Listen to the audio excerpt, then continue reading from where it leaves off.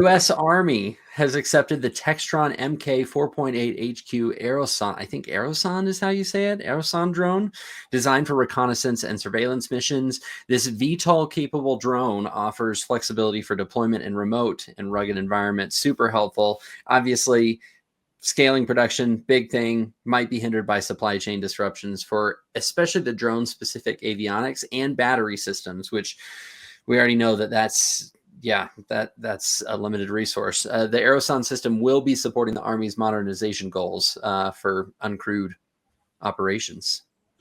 We've got some rapid prototyping excellence here. There was a 2-year intensive process involving rigorous technical ground flight testing, close collaboration between the Army and Textron.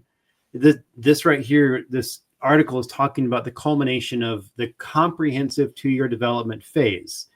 During this period, they worked together on refining the system capabilities to meet operational demands for modern combat. What's next? Training. The new equipment training for the FTUAs is going to have to qualify instructors and operators on the MK 4.8 HQ Aerosonde system. For me, we're looking at the quality and planning of that's really quick instruction. It's got to happen fast, be ready to go. It's supposed to be completed this month. I mean, that's a fast timeline to get this to happen. Agreed. So focused on the training piece there. Yeah. Good. But let's be honest. What good is training if you can't get enough drones into the field?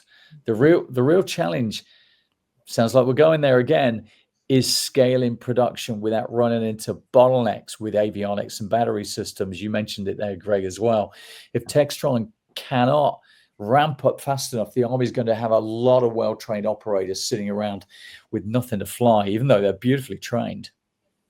The other side of that coin is what good is having a lot of drones if there's no one able to use them correctly?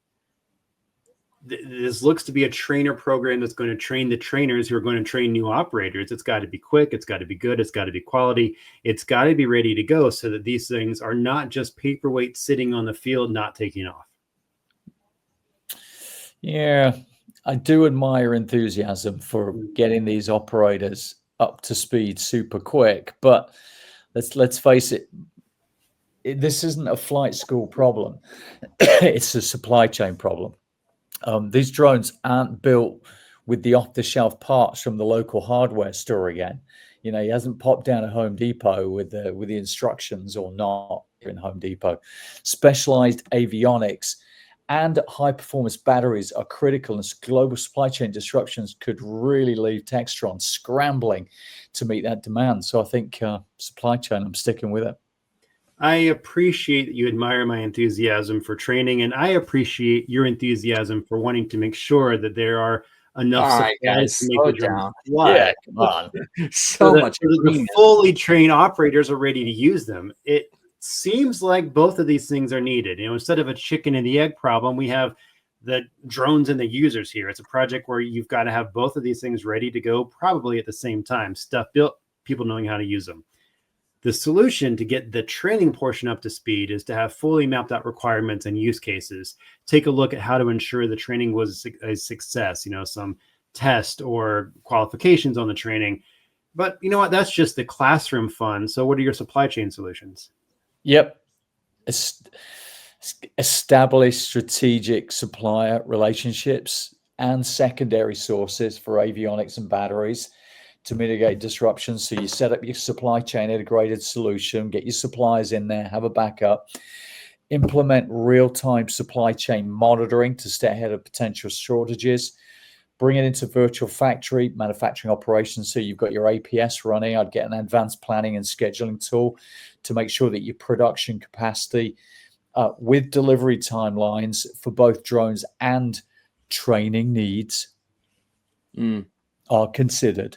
You've got it all in there. And digitally simulate production to identify any bottlenecks early and optimize that kind of ramp-up process. And then make sure your aftermarket support is all in sync as well with your training integration. So basically, you agree with me. Solution. We always do, Brian. We always love the solution together. We always do. We always do. See you next week.